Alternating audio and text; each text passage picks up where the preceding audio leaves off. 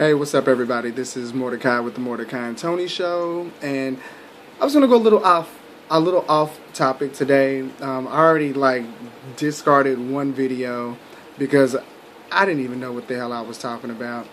The topic of this video was about my experiences with gay boys, trade boys, and so-called straight boys.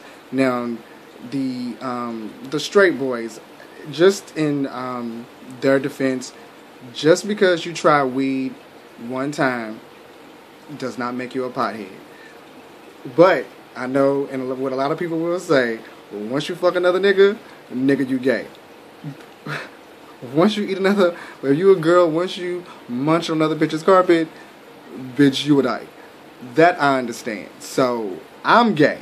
So that much I understand where logical human sense would come from and what most people think, because most people do think that. But I'm not going to categorize someone if they don't already know exactly what they like, because I know what I like. I'm perfectly fine. I'm comfortable with who I am. Mordecai is Mordecai, and that's just as simple as that. But gay boys, I really don't like gay boys.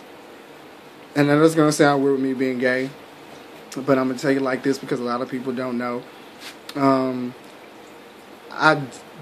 Gay boys have too much drama with them. Gay boys, everybody wants a dime when you're not even a dime yourself. You know what I'm saying? That's what I don't understand, and it's a lot of cattiness and a lot of drama. So because I just prefer not to be in drama, and I never have been in a drama throughout my life, which I'm grateful for. I just prefer not to hang around a lot of gay boys. Now, I've had a lot of gay friends. I've went out not frequently, once a week, a couple of times, probably twice a month or something like that, or once a month when I was younger. But I was never really a party boy. I never experimented with any hard drugs or with any alcohol. I prefer Patron, and everybody gets stupid off of that, but just not a sloppy drunk, never drunk drove or anything like that. So I'm not really a party boy. No cocaine, nothing like that. That's just something that I've never really been into. And I didn't even, a little quick story. The gay club in Charlotte, right? They have free beer. So a lot of straight people came to drink the free beer. They would come watch the drag show with their girlfriends, and then, they get free alcohol. Straight, they liked beer. So the whole time, I'm wondering why my friends are going back and forth to the bathroom. So my best friend Tiffany, who is my ex-girlfriend, we just became best friends after I figured out, I was gay. So we are just best friends now. And I said, damn, I don't know why they always drink this beer knowing it's gonna make them run back and forth to the bathroom all the time. And she really looked at me and she said, bitch, they do coke, right? I said, what? She said, bitch, when they go back and forth to the bathroom, they doing motherfucking coke. You didn't know that? I said, honestly, I didn't. I thought they just had to pee a lot because they were drinking beer. I know beer makes me pee a lot. So as far as that is concerned, I have never been into that lifestyle. Now, with the trade boys, a lot of people don't know what trade boys are. And the saying, when I grew up, a trade boy was a boy that would... I'm busy.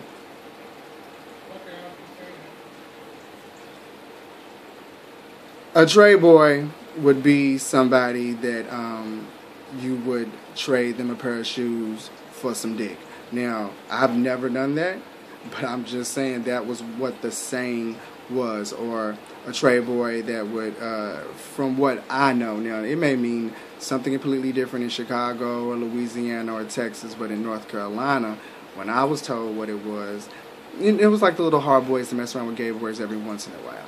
So you would have to go across town and pick them up and stuff like that. They had girlfriends. So that's more what I preferred to mess around with than when I was younger. And I mean, I still prefer it to this day. And it's something that I particularly have a fancy for, and that's only because I don't like somebody that grew up the same way that I did. Like I said, college is fine. I think that everyone should go to college. I went to college, went to school for physical therapy. I think, but as far as, I don't want somebody, I mean, I will date another Jew, but as far as like just having fun with, I don't want to have fun with, another, I don't want to say that because then I might get some hateful stuff. I just think that some Jews are boring. Jews are very serious. So I would prefer someone that's not in the same, faith as me. Hopefully they won't know anybody that I know, and then anything that I may do that may be stupid, I don't want that to get back to them, because sometimes I have acted ignorant 1 or 2 times before. So, I don't want to act real ignorant, and then it, that'll be some drama that I am not ready for. And I know I look rough. Don't I look rough? I need to go to the barber shop and get this done and get my little temple fade. But anyway, and then the so-called straight boys. Like I said, just because you try weed one time does not make you a pothead. But like I said, I know how some people are. Nigga, you fucking no nigga in the ass, nigga, you gay. Nigga, you let nigga suck your dick, nigga, you gay. Pretty much. Sometimes that's what I think too. But I've always attracted those type of guys, and it's probably because I'm 5'7", 117 pounds. I'm small frame. I don't know what that means. I look non-threatening. I'm very trustworthy. They know I'm honest. But with that said, in North Carolina, when I first started messing around, it was more the guys that came to my job when I worked at, can't tell the name of the job. We, it was a medical facility. They were college students, so I can understand that in, college and military personnel and stuff like that. We were all young, 18, 19, 20 years old, so, you meet new people, you like new people. It was okay, I don't have a problem with it, but I'm just saying, like, the so-called straight boys, that don't mess around with gay boys, never been around gay boys, probably, like, couple of them, I was only like really gay boy they ever met or hung around with. I thought that was completely fine. It was fine with me, because you don't want somebody that's been around a whole bunch of punks. Then you feel like they've been tainted, and don't nobody want no straight boy that has been tainted, because once they've been tainted, it is over with, and then that's when they become full blown gay, and then you just don't want to deal with that at all. So I've always had a fancy for that, for more masculine guys that were more masculine than myself, or that just grew up differently, like, from where I did, like, just nowhere near where we grew up at. So I don't know where I'm going with this video, because I'm hungry, but that's just it. I mean, the pros of messing around with, and this is excluding the gay boys, but with the trade boys and the straight boys, it's not a lot of drama. That's the pros. A lot of times they're honest, a little bit more honest. They'll tell you stuff, but I don't like it, like, if you see them out in public and you can't say anything to him. That shit, I've had this one guy that I was messing with for 10 years in Charlotte, right? 10 years. Not consistently, but like, you know, twice a year, or, once a month. But this is like for 10 years, and then I knew, when I first knew him, his daughter was like, she was like 8. So when I saw, anyway, I went to a tattoo party, right? And I didn't know that the dude that was hosting the tattoo party knew the dude that I was messing around with, because I so happened to look on his wall and it was a picture of him and his brothers. And he said, yeah, this is my brother. He's coming to the tattoo party. I think he's going to get like a whole sleeve done. And I'm like, oh, I said his name, and he was like, yeah, how you know him? I said, he bought a Yorkie from me. And he was like, oh, yeah. And I'm like, I did not know that was his brother. So I waited for the tattoo party to come. So when he walked in the door and we made eye contact, he was a little stunned, and he didn't say nothing to me. And I was fucking hurt. Like, really, really hurt. Like, I'm like, damn, I've been fucking around with this dude for 10 years. And he sees me, and he at a party, tattoo party, and he can't speak. And then when I saw his daughter, I was like, wow, like, this is a woman from 10 years ago. This is a woman. This is not a little 8 or 7-year-old girl. So I could kind of see why, because she didn't know. And,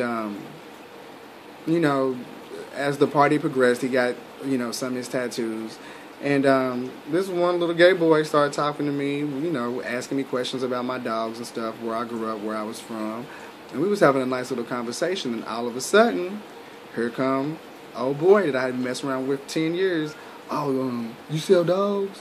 Yeah, I've been thinking about getting my daughter another one. And I looked at this nigga, and I'm like, was really pissed. And then after the party, he's going to text me, ask me to come over. He missed me.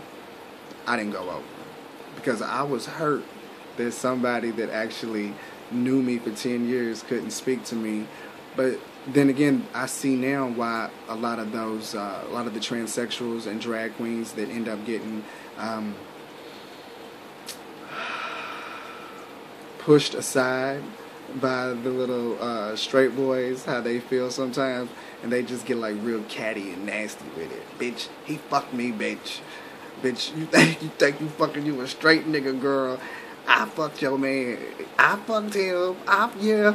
So that right there, I can understand. I would never do anything like that because I am not that messy, but I can see where that would come from, because that night I was about to flip the fucking script. Like, I was going to tell his brother, his brother's boyfriend. I was going to tell the girl that was, But I can understand that, and I was not going to blow up his spot like that. And, God, what happened recently? Okay. Now, this guy that I mess with, right, he is beautiful. He's Cuban and Apache Indian. He's got, long brown hair. I mean, he's a boy. Straight up dude. So he came into the boutique. I don't think that he knew that we owned the boutique, but they came in there looking for furniture, and his, the people that he was in there with, they wanted to purchase this couch from the boutique. So when I'm ringing them up for the couch, I see the group of guys.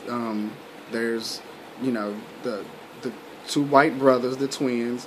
There's this Spanish guy with long hair, and then there was the guy that I have messed around with, and he, just looked at me and was like, "What's up?" And that was it.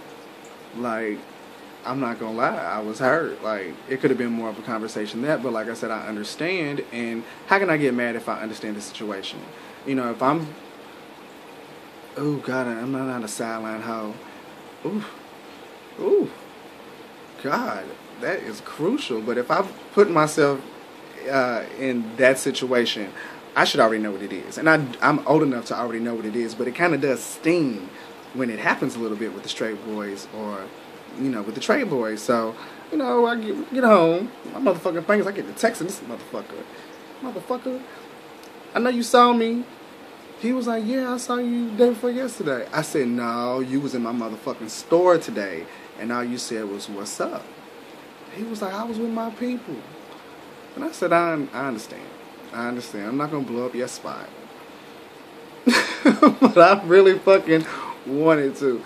Gay boys, you never have to worry about that. Gay boys will walk up to you and give you a hug anywhere. So that's kind of one thing I do like about that, you know, with the gay boys. Gay boys don't care. What's up, bitch? Ah, give me a hug. You can do that with a gay boy.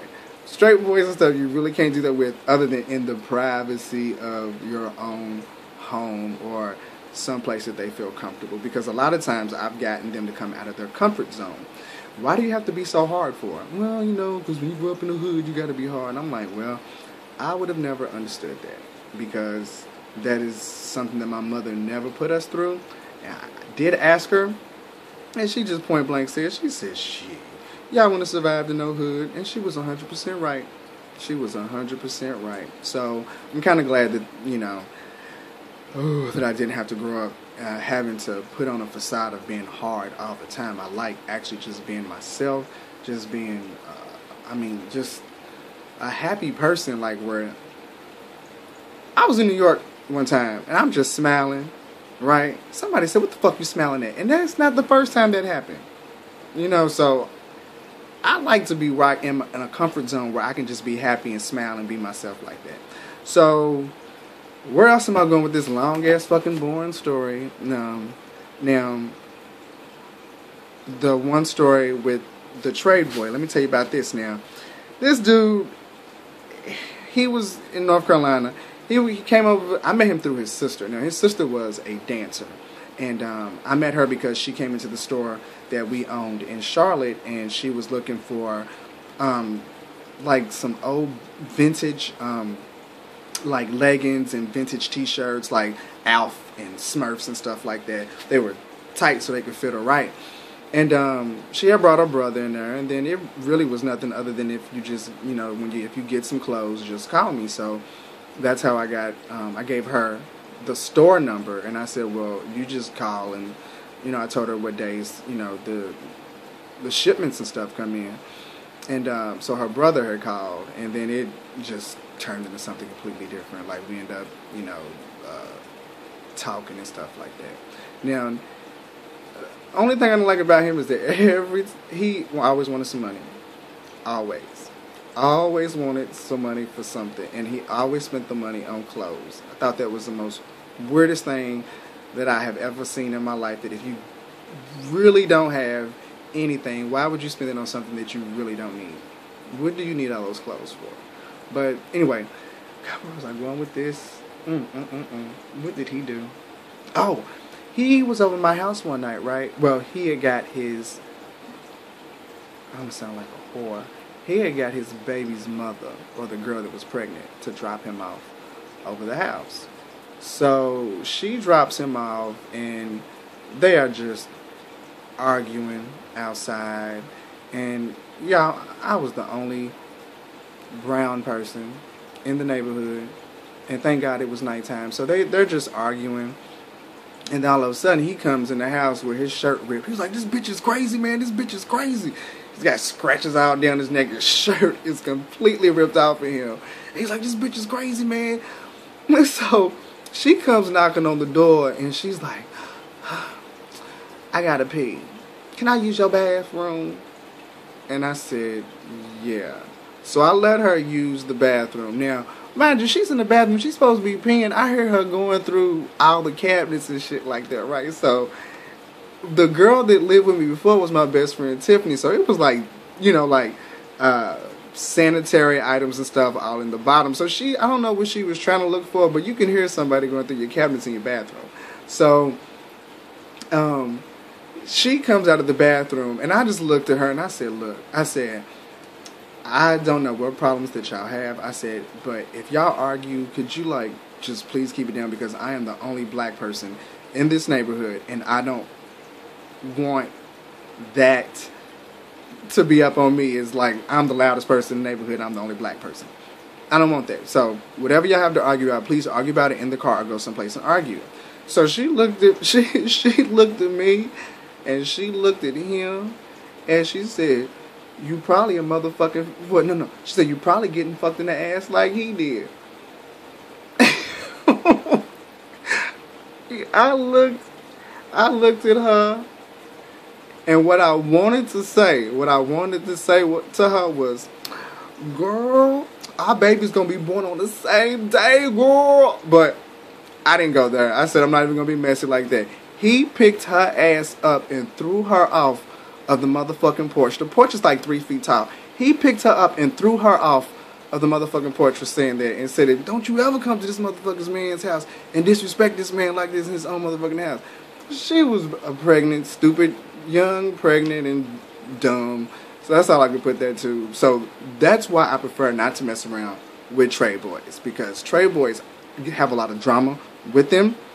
And they always got some crazy ass girl that then got hooked on that dick, and she know he's doing up to no motherfucking good, So I mean, that's all I really got to say about that. Was like my 2 cents on that subject as far as the gay boys, the Trey boys, and the straight boys. Did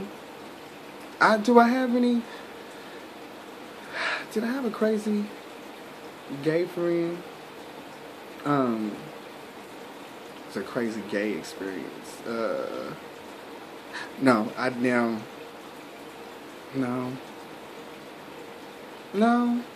nothing really crazy with the gay boys. The gay boys just have a lot of drama. It's the straight boys and the Trey boys that always got the extra, like when you gotta try to get somebody out of jail or something like that. I don't do all that. I'm a white woman. I bake cookies and cakes and stuff. So I don't do all that. But that's just like I prefer guys from the other side of the tracks. So I don't know. So I'm probably gonna sound like a whore and a home wrecker and a fudge packer.